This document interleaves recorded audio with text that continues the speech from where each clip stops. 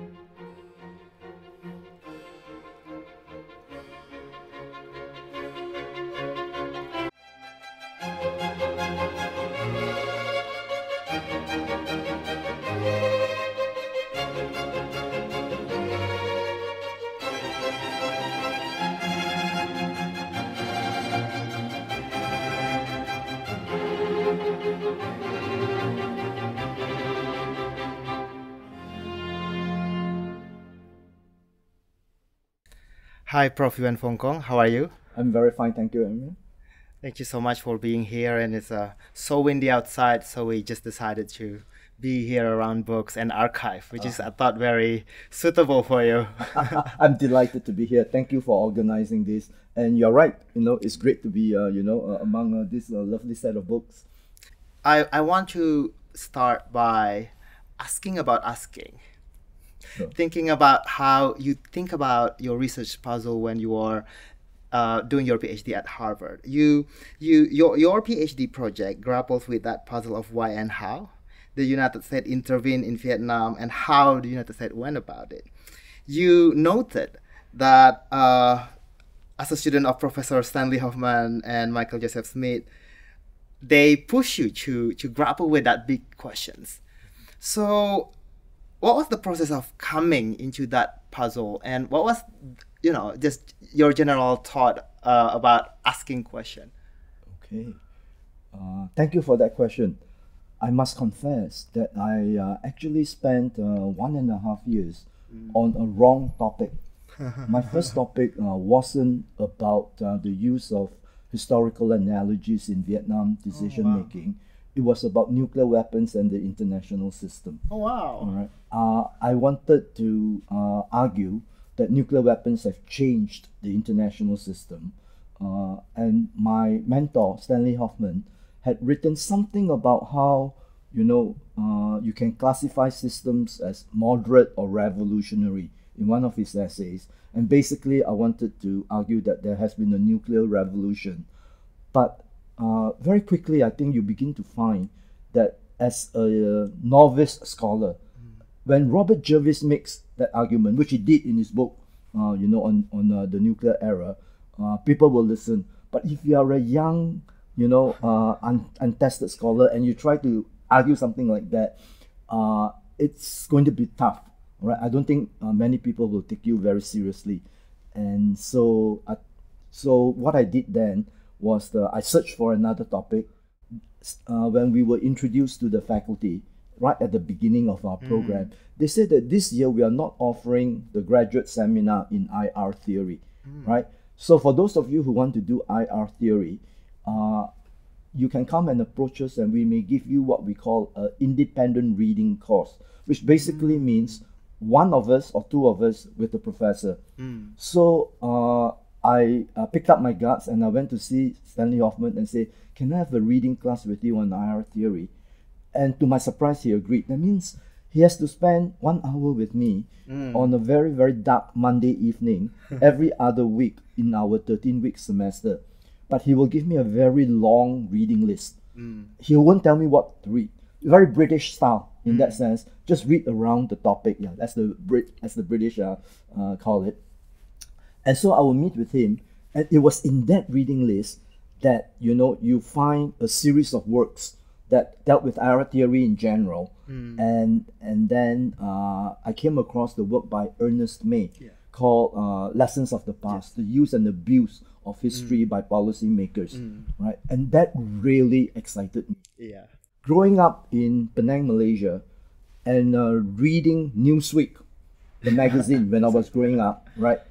You had a certain conception of what the US was doing in the region.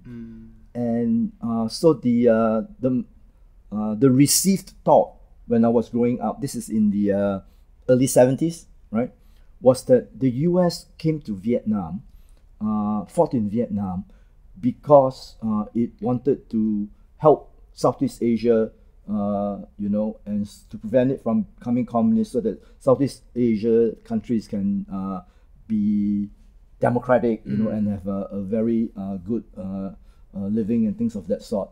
So that was the received view when you read magazines like Newsweek. And it seemed, you know, reasonable until I went to the US. And one of my professors made us read The Best and the Brightest by David Halberstam. All right, and that work also had a big influence on me. And it turned out that actually the reasons that Newsweek gave compared to the reasons that, you know, the Americans thought, critical Americans, right, thought, they were completely different. The US was fighting for its credibility, you know, or lessons of the past. And in fact, there was this very famous memo by assistant to Robert McNamara, the Secretary of Defense, which said that we are in Southeast Asia, or we are in Vietnam, 70% to preserve our reputation as guarantor, all right? 20% to keep Southeast Asia from the hands of the Chinese communists, and 10% to give a better life for the South Vietnamese. Wow, that's interesting. It changes the way you see the world. So I thought, I better learn to get to the bottom of this. And in your project, Analogies at War, you really grab on that concept of schema. It is a very difficult concept, schema, and it's quite controversial at the time, but you did push the field by grabbing onto that, especially pushing on this rather traditional way of thinking about decisions from operational code. What was your decisions to grab onto that concept? Okay. Sometimes it's serendipity, because one day as I was walking around Harvard Square, there's this second-hand bookshop very close to where I live. All right, and I walked around it, and I saw a book called Origins of Containment, a psychological explanation. Deborah Larson, right? And it was a thick hardcover, right? But and interestingly, I think that book was sent to one of the Harvard professors to be reviewed, right, free of charge. And then the professor sold it to the bookshop. Right? And so you have this poor graduate student walking around, and so wow, so I bought it, and that's where she introduced schema theory as one of the 4 theories to explain the origins of containment. So from there, I picked up, the idea of schema theory. But the broader question you are asking seems to be, how did the psychological element, come into play in that work? And I think it came into play because as you begin to try to trace the lessons of history that the Vietnam decision, the American decision makers used to think about Vietnam, you very quickly find out that there are 2 problems that you need to deal with. One is, how do they pick the analogies that they do? Because if you don't have an answer to that, the traditional answer to that would be that they pick it to justify their policy. Anything that will justify to the public why you are sending the youth of America to fight in a war so far away, right? So that element, unless you can say that actually there were some other reasons, why they picked. So number one, there was that. The second thing was that what you'll discover is that when they were using those analogies, and to the extent that the analogies sort of were debated during decision making, there are always people who told Johnson and Dean Rusk that that's the wrong analogy. It's not Munich. It's not Korea. You find memos, you find everything, but it never changes their mind, right? You can argue till the end. The people who use the analogies, they tend to stick to it. Even my hero in the book, George Ball, all right, he stuck to his analogy of Dien Bien Phu, right? That the US will end up like the French. Now the difference is that he was proven right, right? So so those two puzzles. I mean, how do people pick the analogies that they do? And secondly, why do people hold on to their analogies despite criticisms from colleagues, you know, about the non-parallels, you know, the non-comparability. So I found that the psychological literature had an answer to those. So you might remember that I resorted to work by Amos Tversky and Daniel Kahneman to try to explain why certain analogies were picked, right? That's not the only explanation, but I thought I should take a stab at it, right? And in terms of why they stick to the analogies, I use the concept schema and then perseverance, you know. Also thinking about these analogies, right, as a diagnostic and information processing, because that's practically how you use schema to explain analogies. But just as a point of criticism here, sure. What's really difficult for me to think about is that there are two criticisms actually. The first one is it assumes that policymakers constantly make representations of image in their brain, and as we know that we don't only just learn from history, sometimes we forget it, but it still influence and shape us in a way, right? It's the unconscious. It moves to our unconscious. It's like athlete that train to forget, that keep repeating, and they're eventually just be part of how they do things. Wonderful question. Yeah, I don't think I really deal with that in my work. I'm not sure how to answer it, but actually I have a sense that we see analogies as bad theories. All right, they generalize from one case, Munich, for example, because in the 1930s, Britain or Chamberlain did not show Hitler the iron fist at Munich, and therefore that helped bring about the Second World War. Right? From that example, they generalize into the no appeasement. You know, in order to prevent war, one must always show resolve. So in fact, what I was trying to suggest was that the analogies actually is the source of that big theory. All right. And those are bad theories, as any social scientist will tell you, because those are theories based on one case study. The second criticisms, perhaps, is more about thinking about remembering, especially from Elizabeth Loftus' way of thinking about how memory changed shape, like amoeba, according to her, right? And perhaps, I'm not saying that analogy is not influential, but then perhaps when someone like Ball or someone like Russ or someone like Manamara access their analogy, they only access certain part of that analogy, not in whole, and influence their decisions like that. That case study is you only pick selected aspects of that case in order to see what you want to see, right? And that's why even in the same analogy, different people may use different parts of it. All right. For example, the most important analogy that I argued, had an impact on the Vietnam decision making, Korea. Right. Some people use Korea to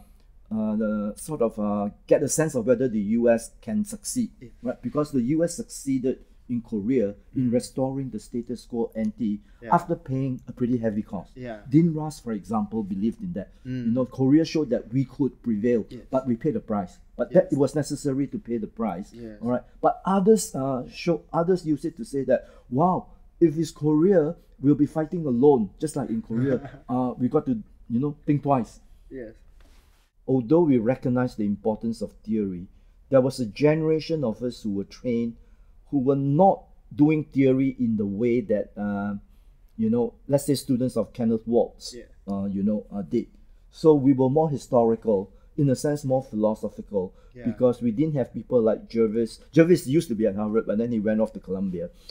So Kyo-Him was very insistent on what's your theory. So having him sort of nudge me was very, very helpful in that sense. And I really appreciate, that. in essence, in the what he impressed upon a lot of us is no theory, no talk. And analogies of war. You mentioned Ernest May, but there's another book that are quite influential, Thinking in Time, Yes. which is also one of my favorite books. Poor you. Which he co-wrote with Richard Newstead. And in a way, I felt like analogies at war operationalize that maybe in a different way, because like you said, it is still in the genre of generating lessons of history.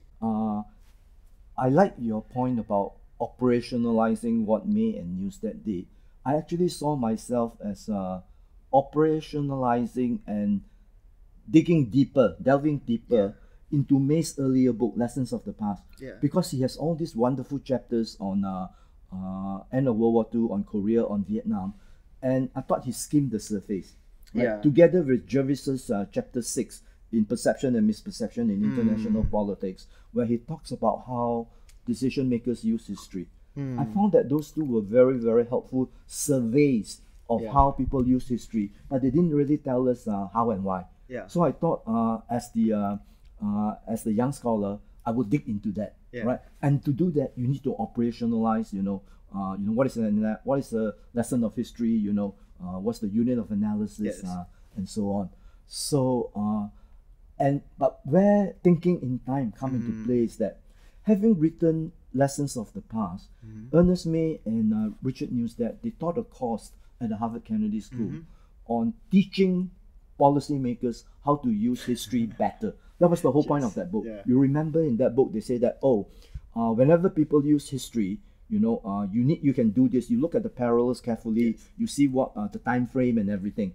So they taught generations of decision makers from all over the world on to how to use history better. All right.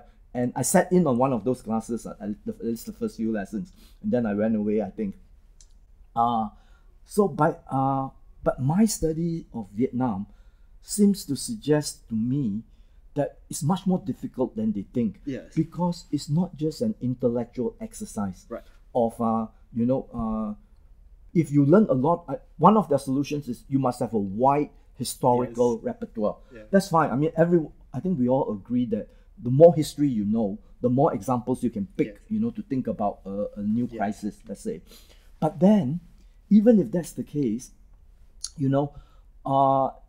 the question then is, why you pick the one that you do, right? And what I was trying to suggest based on my research is that actually there are very strong emotional, sort of origins of why we pick the analogies that we do. So what it means is that learning from history is harder than they think. I come close to the position of saying that it's almost impossible to learn from history, although my escape clause is, okay, let us test your analogy. Okay, whatever you say, whatever analogies come forth, let us test it, like we test hypothesis in social science. If your analogy is the correct one, what should we see over the next few months, in this particular situation? Things like that. Definitely.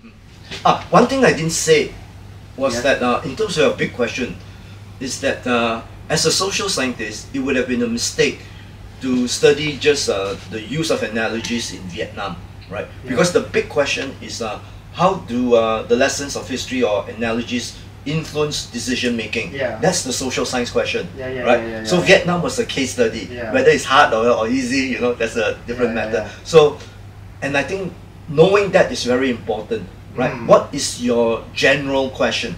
How do people, so I'm known as the guy who study how people use history. That is important for a social scientist. You don't want to be known as the guy who wrote the book on how the Vietnam decision makers use history.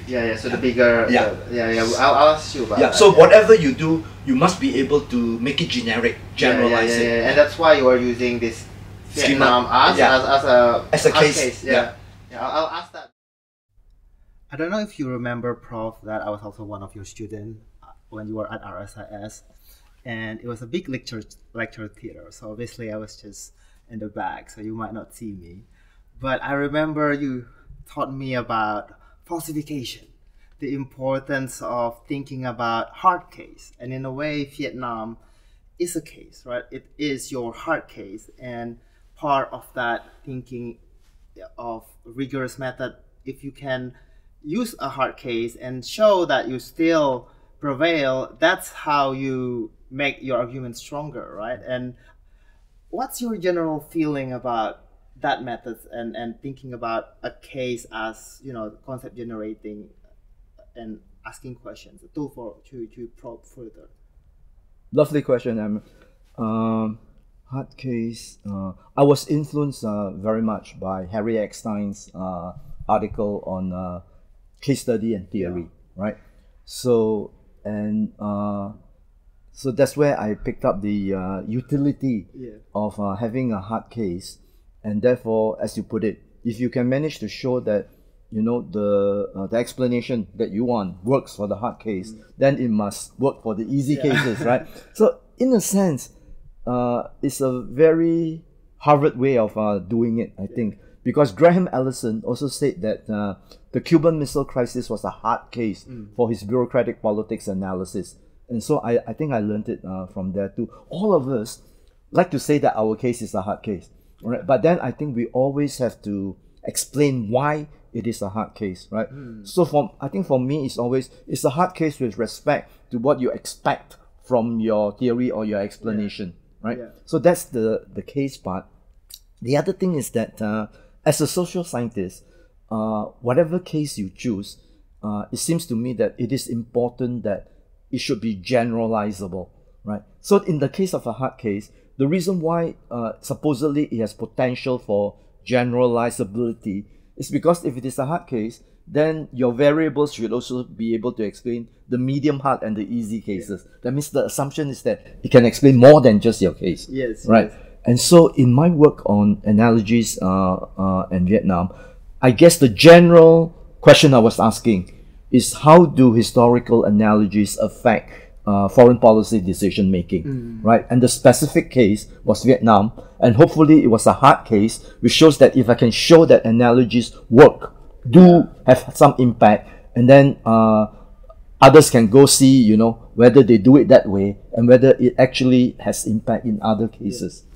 Yes, and talking about impact, your work has, in a way, I see you more of a social scientist in Southeast Asia, who study and write about Southeast Asia as cases, but also inspired generations of Southeast Asianists and such as Dr. Cheng-Chwee Kuik, who I just interviewed a few days ago, and Prof Evelyn Go, and they don't always agree with you fully, and that's the fun part. That's the fun part, right?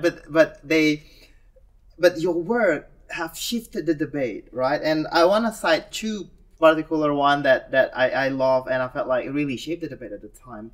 One is Making Bricks Without Straw, which talk about general critique of the ASEAN Regional Forum at the time.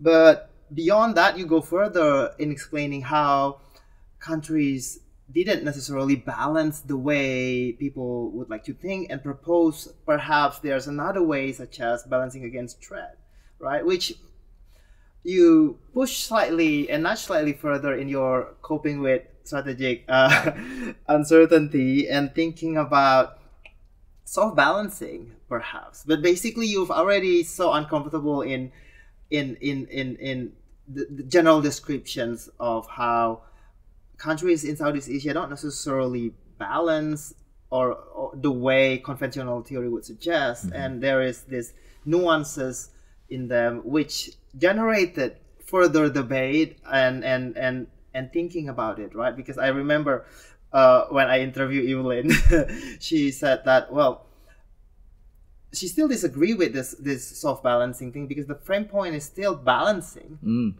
but either or they still influenced by you're trying to push that, hey, let's move on from this, right? From this general way or conventional way we think about balancing. So what was your thought process at the time, especially in these two articles? I think thank you for even bringing up those two articles. My memory of them, I must confess, needs to be refreshed, but I think I remember broadly the arguments I made in that, and those those two articles, I had a lot of fun writing. And making bricks out of stone. I guess there are two things. First, I think is so-called U.S. IR training. And using the works of Steve Walt on balance of threat, and then using Peter Katzenstein's notion of eclectic theorizing. All right, because the uncertainty article came from that project. All right, and I'll go a bit more into that later. But there was a general dissatisfaction on my part when I came to do Southeast Asia, IR of Southeast Asia, that the notion of balance of power wasn't used very systematically or rigorously. All right, and the dean or the doyen of Southeast Asian IR at that time was Michael Leifer. I love Professor Leifer's work. All right, but I felt that the concept of balance of power, in the way he utilized it, was not very precise.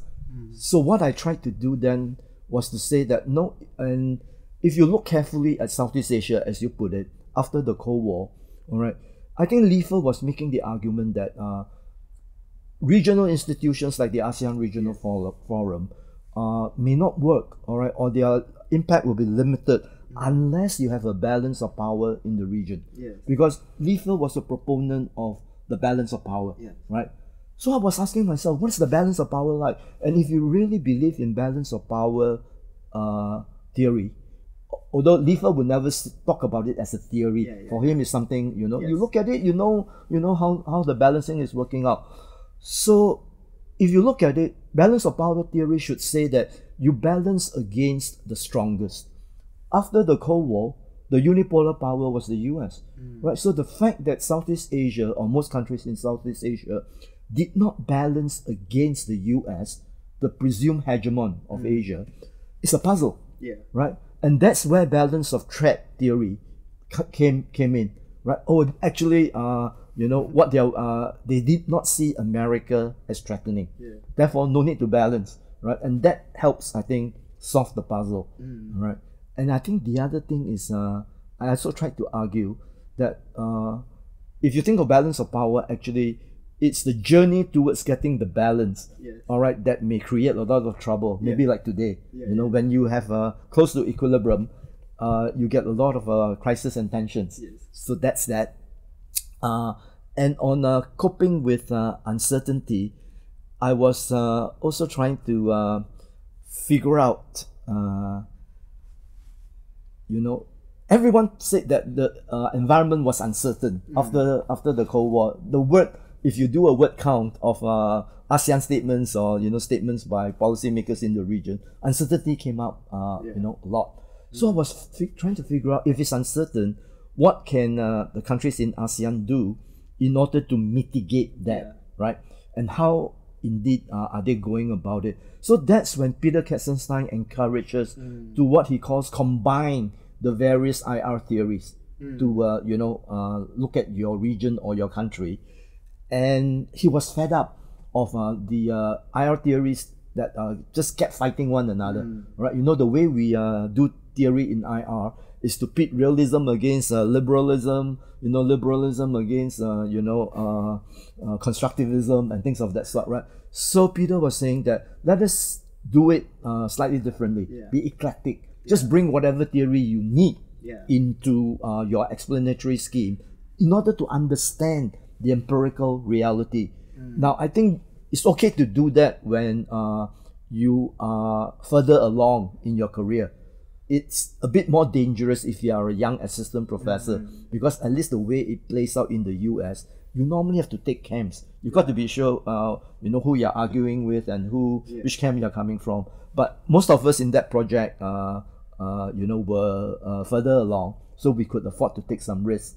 Right. So I guess that's where, in addition to just threat perception, balancing against threat, I brought in soft balancing, where I talked about using institutions, regional institutions, all right, to sort of mitigate, the changes and the pressures in the region. You are both very critical and you know, you said really nice thing about Michael Lever. You said that he's a splitter, and Lever also.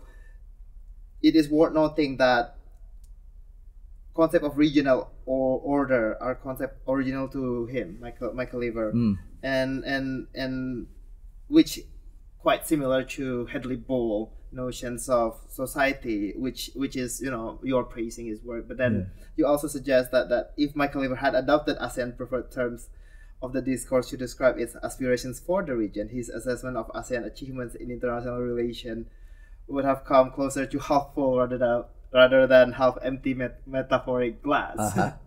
How do you remember him, Michael Lever, in general?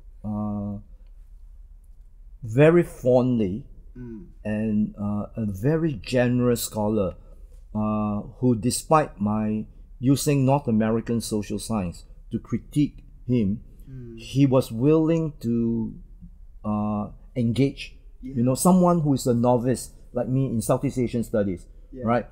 And so I really appreciated that. And in the conferences that I met him at, he was always very, very kind and very, very gentle. I remember one particular conference in the book that came out, edited by Ian Johnston and Amitav Acharya, Engaging China. All right, and the conference was held in Cambridge, Massachusetts. And I was writing the paper on Singapore, time for political economic engagement, all right?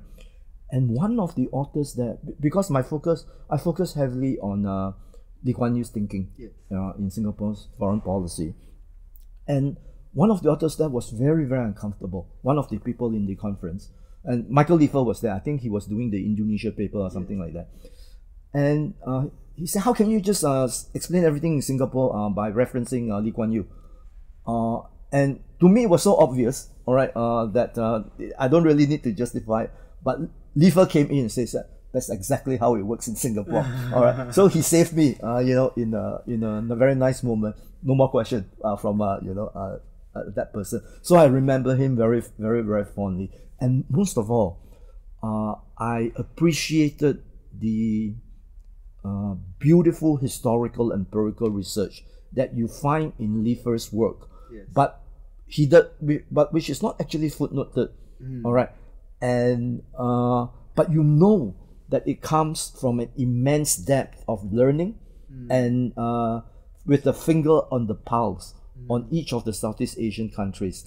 Now, Lever could do that, I suspect, in part because generations of Southeast Asians worked with him, and they went back to become people like Rizal Sukmas, right? And so whenever he comes to Jakarta or KL, he just calls up his former students. They have lunch or something like that, and they tell him, they vent their spleen on him, you know, and then from there he builds a fascinating story about, you know, the negotiations, the machinations that those of us who do not have that kind of access, right, can never really tell the story. I think that's the reason why we see him as one of the principal interpreters of Southeast Asian, you know, IR. CJ, Chinese Journal of International Politics article that I really like, and it is also to some extent still inspired by the theme of analogies, but perhaps you didn't necessarily make that obvious. It is analogies that identify identical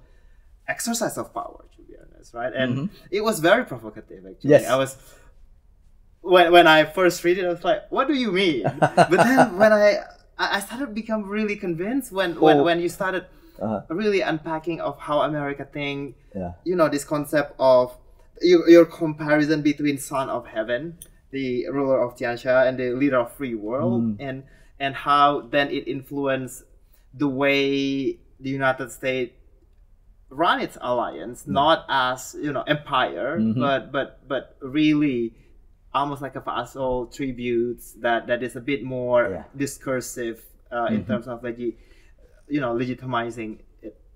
What inspired you to write that article? Okay. You know, after every disastrous war, students of American foreign policy try to come up with an overall scheme to try to understand why their country or why America did this again, right? So after the Vietnam War, there was during the Vietnam War, for example, when it was going badly, you have this whole literature on the American Empire, right? And then at the end of the Cold War, when America went into Iraq first time, that was considered a good war. Then the second time, the bad one, 2003, you have an entire literature about the American Empire again, right? But the notion, the people who argue about the American Empire, they never get very far because Americans don't see the way it relates to the rest of the world as an empire. They don't like the term, all right? And even scholars who use it, they will qualify it by saying empire light, all right, or empire by invitation. So you can see the discomfort there, right? So I thought, now what would be, since I'm a student of American foreign policy, is there a new way to think about, you know, how America relates to the rest of the world, right? I was struggling. I mean, I wasn't sure whether I could come up with anything until I read David Kang's book, East Asia Before the West.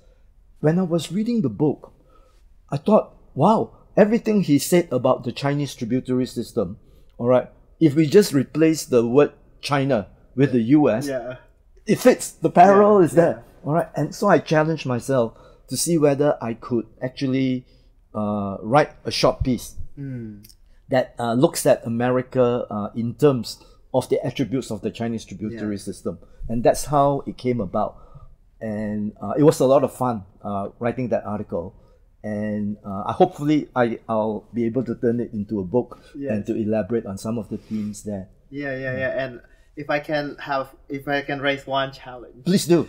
Is perhaps the constant is not about how great power thinks, but the region itself. In a way that perhaps the reason why America exercise it the way China exercise it is because the region wants them to exercise it like that. What do you think about that? No, I think you certainly have a point. That's what people mean when they say that the US is an empire by invitation. All right, that's how they use it to think about Europe. Right, they haven't really used it to think about Asia, but so whether it is true that a lot of countries in Southeast Asia, for example, welcome the American presence. I mean, Singapore is right at the top of it, right? The Philippines by what it does, all right? Thailand to a certain extent, all right? At least before the coup, you know, and things of that sort. So there's a general comfort with, America, the hegemon's presence, projection of his military power here. And the assumption is that it has been conducive to, you know, peace and stability in the region, especially after the Cold War. And to go back to your earlier question, that's why it, you haven't seen anyone balancing the US, or no one dares to balance the US until, of course, the last 20 years when you see the rise of China, right? And with China having the, the economic, military, technological wherewithal to begin, challenging the US. One of your piece, Power as Prestige in World Politics. I like the opening of that because you mentioned you open it as you were in Singapore. That's how you are inspired by thinking about thinking about power as prestige. And you mentioned Singapore opening up to United States and trying to anchor United States in the region that way. But I guess when I was thinking about, when I go further and reading it, it's also the same with my point earlier, right? If you want to evaluate hierarchy of prestige, should not you assess what other consider as modalities of power instead of what Lowy Institute think about power or what United States think about power, because the prestige is conferred by others towards the United States. I agree with you that the prestige is conferred by others to the great power. Right. Then the question I would ask is, what does it take for, let's say, the ASEAN countries to confer you that prestige? Now, interestingly, during I just finished writing a draft of an article for a conference in UCSD, in which I mentioned something about during the Vietnam War, one of the arguments that McGeorge Bundy, the National Security Advisor to Johnson and Kennedy, made was that our prestige or our credibility is so involved in whether we fight in Vietnam or not, that even if we cannot win, we should fight.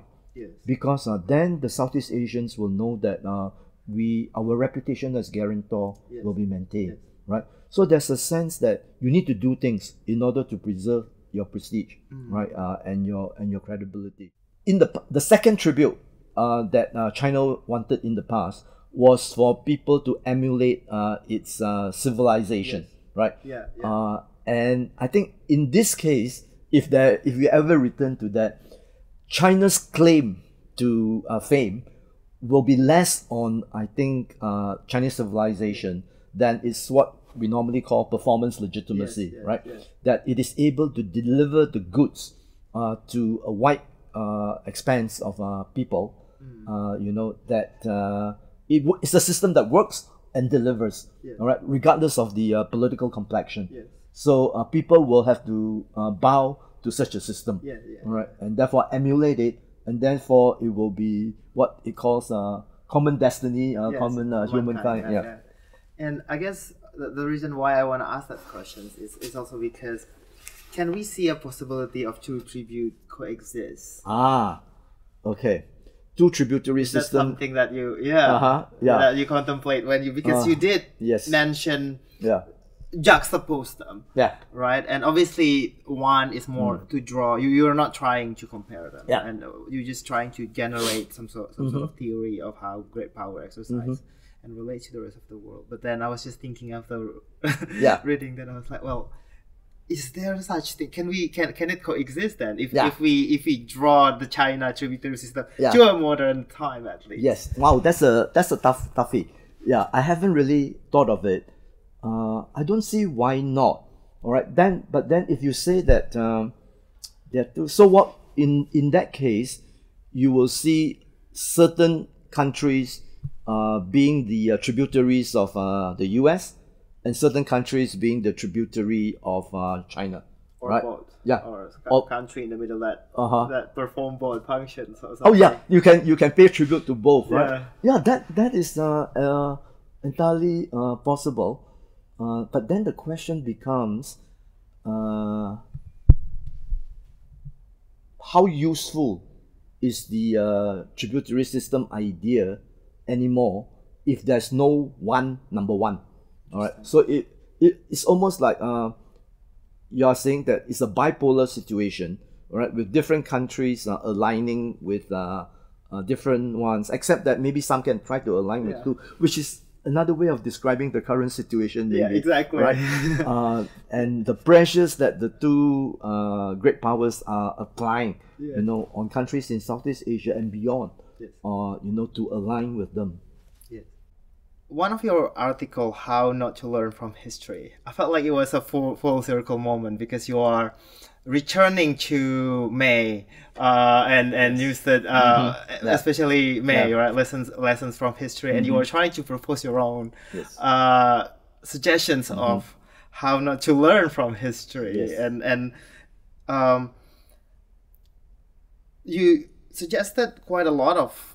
It's quite loaded, because you also want to show different analogies that people currently use, right? And there are 4 analogies that you focusing in this, and I think the first one, the Athens-Sparta analogy, the power transitions analogy, was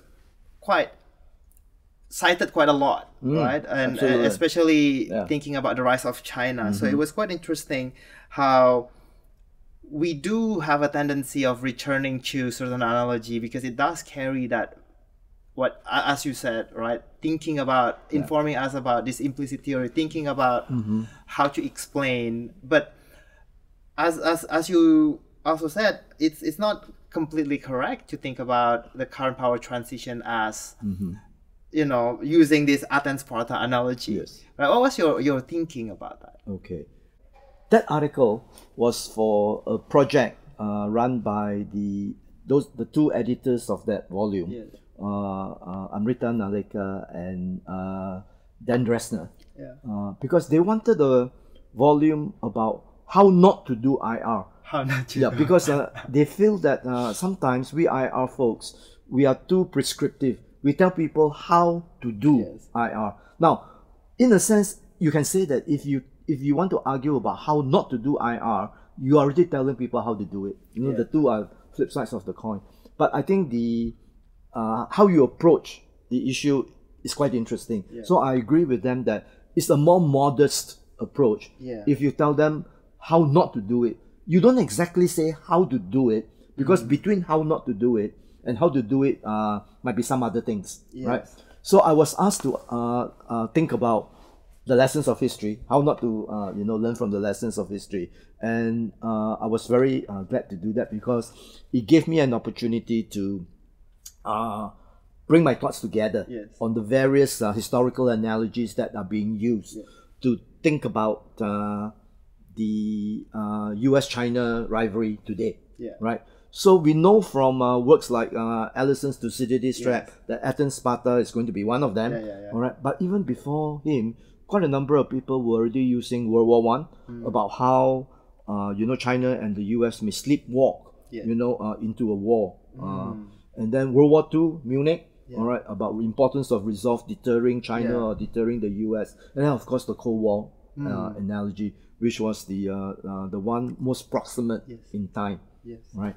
So and my own suspicion was that the Cold War would be the just based on reading around the topic, you get a sense that people are using the Cold War analogy, but the main thing about the Cold War analogy is that people say that it doesn't really work because the US cannot really pursue containment today. Nobody will join the US in containing China, and I think there is something to that. But then the question is, which of the four seem to be gaining pride of place in the discussion, in the discourse. Right, I wanted to find that out, and that's why we did some counting. And so the count seems to suggest that Cold War is the most popular, the most prevalent, and maybe in that sense the most dangerous. Right. So, but one thing I liked, one thing I thought was interesting, was that you have four analogies in contention. And given my work, I think that's a good thing.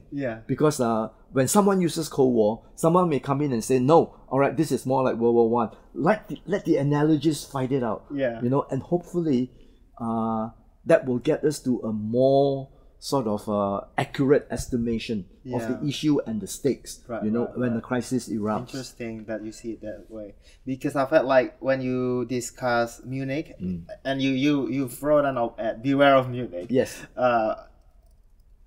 And then you also juxtapose it with Sarajevo analogy and basically saying that there are competing analogies and both people or both camp quite emotional about these analogies that they use, right? I mean, if people believe on Munich, they would say it in a very passionate way, right? And they won't just say. I mean, when someone compares something with Hitler, they say it in a very passionate way, but that's also very social scientist almost, because people don't necessarily resolve the debate in their head. At the end of the day, they return to the camp, as you said. The analogy is very difficult to shake, right? And I think thinking about Cold War, that is really interesting. And how do we reconcile this? Because it's not like they can affect Americas and change their mind, right?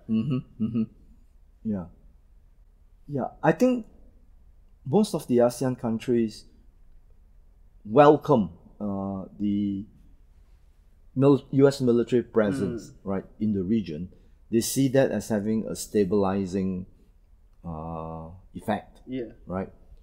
So, but I think the discourse that is emerging in maybe the majority of Southeast Asian countries is that if in the past the US was the predominant power, let's say in Southeast Asia, the hegemon, right? And given that China is rising, Yeah. and given that the U.S. Is in relative decline compared to China, I don't think it's terminal decline, because we must never underestimate the U.S. Then the question is, should the U.S. be making some adjustments? Yeah. All right. I mean, Hugh White from formerly emeritus at ANU has, I think, put the problem very nicely. Is whether America is willing to share power. Yeah. All right. And you would think that most in Southeast Asia are already saying that there's not a choice when the rising power, is already having that wherewithal, and as Lowy says, 90% of America's power, right? But I don't think the US is ready yet to share power, and I think that partly explains the US position. And as some Chinese, Xi Jinping has said, the US is actually containing us and circling us, and before that.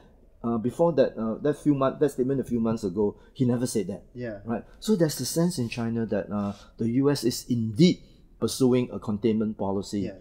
And the op-ed writers in the Financial Times, like Edward Luce, they say this is containment straight. All right. Yeah. It's just that the U.S. is not putting it in those terms. Yes.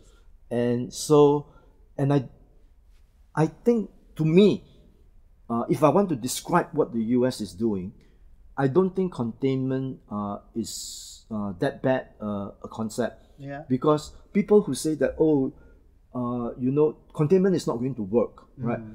But you want to separate the workability or the potential consequence of containment with the US trying. Yeah. All right? Because to me, during the Cold War, containment meant the US trying to prevent the expansion of Soviet power. I mean, US policy in the last few years since Trump is about preventing the expansion of Chinese power and influence in the region. So in that broad notion, I think you can say that it is containment. Yeah. But whether it will work, it's a different matter. Definitely, and in a way, it is almost like a contest of of analogy. Sorry, contest of analogy, because on the one hand, you have to say, perhaps not articulating it, but wanting to view it in that lens of competitions, and then the region and China, but also the region in a very different way, say, hey, don't use that analogy, especially Southeast Asia region, that keep telling them to change their mind and think about it from a non-zero sum way, right? And in a way, it becomes like, can you revise your analogy and think about it differently? And I guess it's the same thing with the whole George Ball story of a Ball story of trying to change the mind that's already quite set, right? And the competition, looking at China as a competitor is already a bipartisan view. And if can the region change, can Southeast Asian country change, not to say its mind, or change their analogy at least? Okay.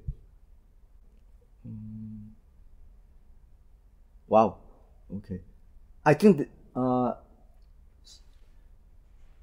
there'll be limits to how far, not just Southeast Asia, the rest of the world, right? Even the EU, friends of America, well-wishers of America, they can always advise, urge the US to, form more habits of communication, more dialogue, more negotiations, and whether that will fall on receptive ears is, very, very hard to say. I mean, ASEAN can argue, for example, that as one of our colleagues said recently, it has convening power, right? As Joe Liao said, and therefore ASEAN is always, or Singapore or certain or Indonesia is always ready to be the venue where the great powers can get together to have more meaningful conversations. But I think in the next few years this is going to be tough, because I think both of them, as I will try to argue in my talk later, have come to the conclusion that they mean one another harm. All right. So it's no longer just testing where you are. All right. I think the US thinks that China wants to displace it in the long term, and China thinks that the US will resist because the US wants to stay number one. Perfectly, for the student of international relations, this is perfectly consistent with a lot of the things that we have learned, or maybe more consistent with Athens and Sparta analogy, as you might put it. So, all right. So now that question is between well-wishers, whether from ASEAN or from Europe, telling the two to cool it, all right, and another Cuban Missile Crisis, all right, to really jog them out of the dangerous path that they are traveling through, right? So you can, let's say we have a crisis in the South China Sea or Taiwan, and hopefully it doesn't come to a real military clash between the two. A crisis like that, people say, will sort of get them to their senses that they are on such a dangerous path, and they better set up a whole range of mechanisms that will prevent a crisis like that from spiraling into an actual military clash. Wow. And given that difficulty of changing analogy and learning from history, what would be your advice then? How not to learn from history? Okay. It is unclear, whether they will learn from history when they face a, crisis situation. But if they do, if they, if we have a crisis in the South China Sea or in Taiwan, and someone says this is another Munich, all right? Let's say in the case of the U.S. So I think as a student of the lessons of history is that please examine your premises, as carefully as you can, and think of alternative analogies, right? And try to test your analogy as we talk about. Now, interestingly, of the 4 analogies that I talk about, right? All of them, actually, the Cold War might be the most optimistic, right? Because the Athens and Sparta analogy says that this is a power transition conflict, no choice. If you want to remain number one, you might have to fight it out, right? Munich or World War II means that they have to show resolve. I mean, China is unlikely to use Munich, all right? It will be using some other analogy. But the US, if it uses Munich, as I think it might in the case of a crisis, it basically says show resolve. We're never going to back down, right? Because if you back down now, your allies will never believe in you in future, all right? The Cold War says that let's compete, extreme competition, as they put it, but never go over the brink, right? Although there's something about the World War I analogy that I think a lot of people are beginning to think about, which is that please don't sleepwalk into a war, like they did in World War I. So I can imagine if all these analogies were fighting it out, you get a more sort of a plural, sense of possibilities instead of just being fixated on one. So maybe there's a little bit of optimism there. Thanks so much, Prof Yuen Foong. Thank you for your lovely questions. I really enjoyed this conversation. Thank you, Ernest. This is Southeast Asianist. Cut. That's the first. All right, thank you. Well, you asked a lot of questions about analogies. Obviously. Very quite deep. But then, others people may not be so interested in that, right? That's their business, huh? That's their business. I don't care. I am interested with it. I'm gonna ask you. Okay.